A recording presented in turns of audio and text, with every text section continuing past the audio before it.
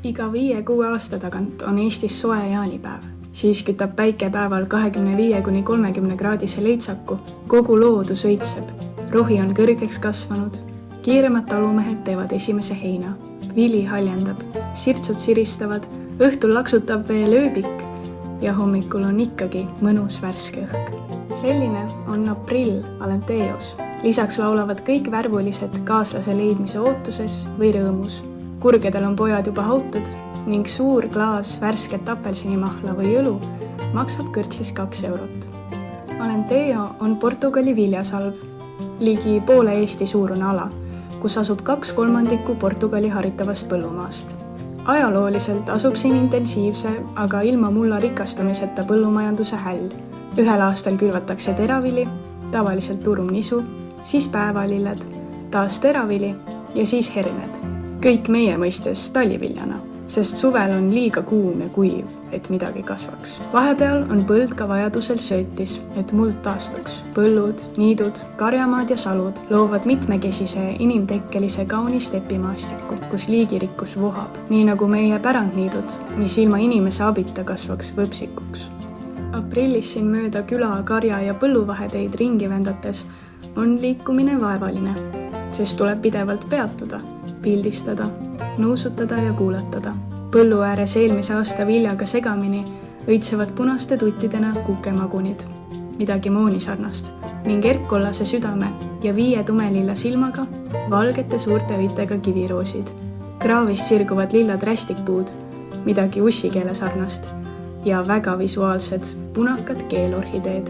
Niidul laiub 100 ruutmeetrite kaupa kollast vaipa, mille on sinna kudunud kollased karikakra ja krüsanteemi ristsugutised. Ning järgmisel platsil vohab juba teist sama palju, lilla lademena Hispaania lavendlit.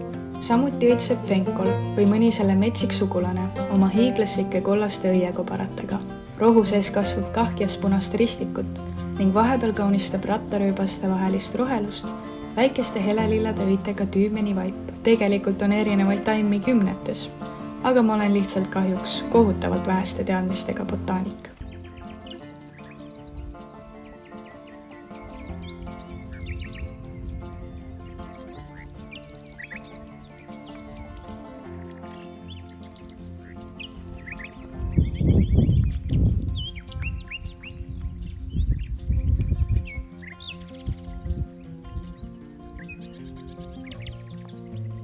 Loodan, et mõni maru rahvuslasest lõunaeestlane nüüd ei kihvata, aga kutsuksin ka Alenteot kuppelmaastikuks. Nende kaunilt looklevate ja õitsvate maastikuvormidele mahuvad ka korgitammed ja oliivipuude read ning sinna vahele mitmed vulisevad ojad, suurematest Guadiana ja tolle lisajõe Tergese sängid. Mitmed rattamatkarajad viivad jõekolmest läbi, kus vähemalt kevadisel ajal suliseb Kedrakondini kiire vool ning sängi täidavad rusikasuurused libedad kivid. Osavamad sõidavad sealt läbi, ettevaatlikumad tulevad ratsult maha ja talutavad oma kaherattalise turvaliselt teisele poole. Kogu selle vaimurohu vahel sõites on pea alati silma või kõrva ulatuses mõned lojused. Kuigi nad on elektrikarjuse või muu tõkke taga, siis rattarajad viivad läbi karjamaade ja koplite, mis tähendab, et varem või hiljem jagad nendega teed. Lambad jooksevad mõnikümmend meetrit 2,5 rada eemale karjana kokku ja jäävad siis lamba moodi kõik möödujad tüülitama. Veiste jooks on ettearvatum. Mõni jookseb pikalt mööda rada eest ära, teine sinuga paralleelselt ning otsustab siis rada ületada. Vasikad otsivad oma ema ja mõni pull vahib viimse meetrini tõtt, enne kui kohmakal traavisammul väikese vahe sisse sörgib. Ja siis 61 hobust, 2456 veist ja 3783 lammast hiljem keerab rattade kauni niidu vahele, kus matsutavad rohtu süüa sead. Ilusad hallid lopsakad nutsud. Kõigil ninas rõngad, nagu pärimus ette näeb. Oleme ju kõik lugenud seakarjustest, aga kes on näinud seakarja, kes ei ela mudases aedikus või suulus, vaid naudivad samasugust elu nagu veised või lambad.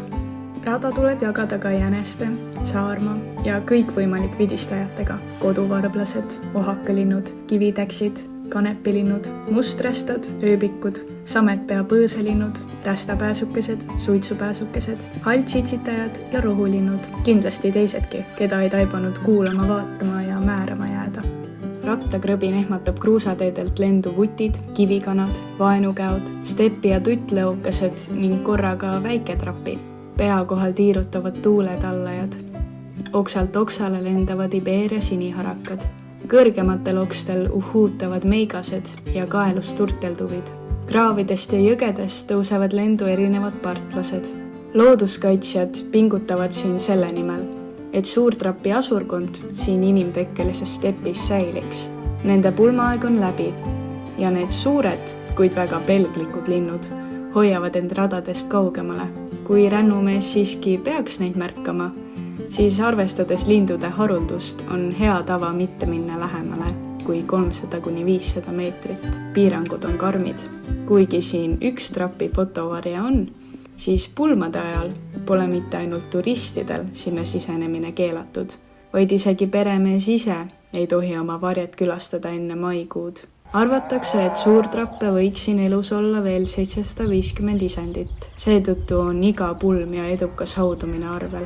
Mõnel pool Euroopas nad nii kriitilises seisus pole, aga Inglismaal näiteks jahiti nad surnuks juba 2 sajandit tagasi. 10. mail aga anti siin start kruusalindude nimelisele ultrarattasõidule, kus usinad sportlased läbivad 750 kilomeetrit 6-päevase ajalimiidiga iseseisva matkaseikluse formaadis. Siinkirjutaja jõudis tööpäeva õhtuti testsõitjana 230 kilomeetrit sellest rajast ära nautida. Mägisem ja ookeaniäärne rajalõik jääb sportlastele. Kaunist lapsepõlve meenutavad kohad, kus rattaga sõites tuleb lehmakoukidest mööda põigelda, on jätkusuutlikkusega kimpus, sest oma elulaadi säilitamine turumajanduses on keeruline. Konkurentsis püsimiseks proovitakse edukalt ka kastmise, väetamise ja mõõduka kahjuritõrjega põlluharimist ning istutatakse tootlikke oliivi- või mandlisalusid. Nii tehes iga tonni saaduse kasvatamiseks vajaliku energia ja kasvuhoonegaaside kogus väheneb ning põllumehe kasumlikkus paraneb.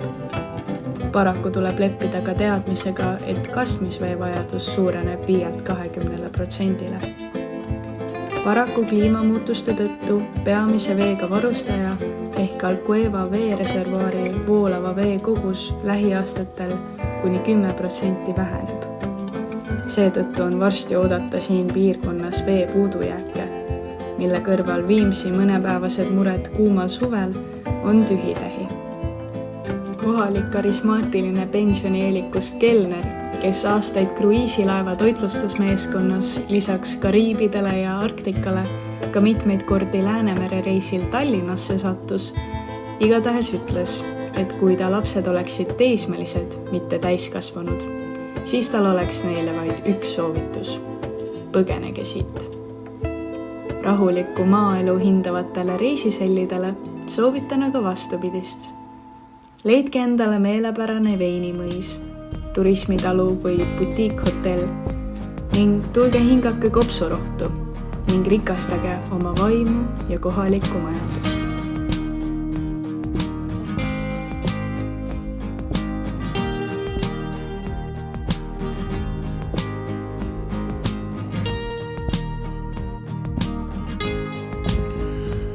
Ja rattamatka elused tuleb tunda kohalikke pagaritooteid. See on nüüd kohalik kreemikorvike. Aga selle nime ei tea, ma naine õnnest teab. Ta võib pärast öelda. Umbes 12% tõus. Väga selline suurte kividega ja vahepeal lahtise kruusaga. See nüüd on esimene koht, et siis gravelratas või need minu nõrgad jalad alla andsid. Lükkasin üles ennast 850 meetrit. Aprill on kevadkuu ja esimene kevade märk, et kevad on tõesti kohale jõudnud, on see, et tänavapilti ilmuvad paljud sääred.